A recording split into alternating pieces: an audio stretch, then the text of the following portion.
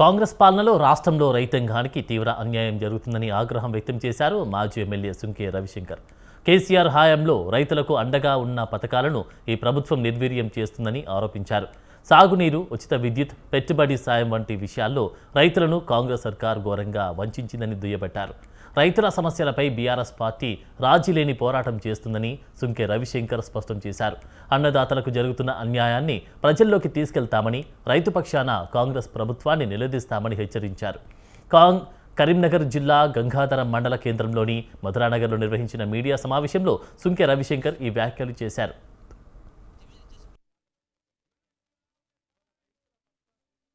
పరిస్థితి ఎటువంటి పరిస్థితి వచ్చిందంటే, ఇక బీఆర్ఎస్ రోడ్ల మీదకి వచ్చి కొట్లాడితే అరకొరగా ఏదో ఒక సమస్య, ఆ ఎరువులో యూరియానో ఏదో ఒక సమస్య పరిష్కారమయ్యే పరిస్థితి వచ్చింది.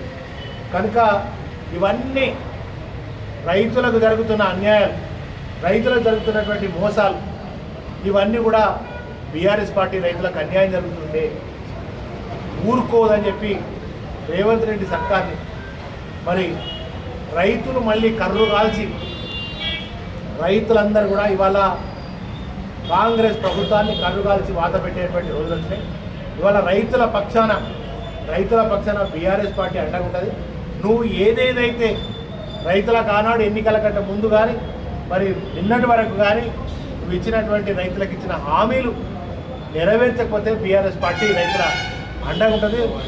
రైతుల పక్షాన మరి కొట్లాడతాం బరాబర్గా. పరిస్థితి, రైతన్న పరిస్థితి ఎటువంటి పరిస్థితి వచ్చిందంటే, ఇక బీఆర్ఎస్ రోడ్ల మీదకి వచ్చి కొట్లాడితే అరకొరగా ఏదో ఒక సమస్య, ఆ ఎరువులో యూరియానో ఏదో ఒక సమస్య పరిష్కారమయ్యే పరిస్థితి వచ్చింది. కనుక ఇవన్నీ రైతులకు జరుగుతున్న అన్యాయాలు, రైతులకు జరుగుతున్నటువంటి మోసాలు, ఇవన్నీ కూడా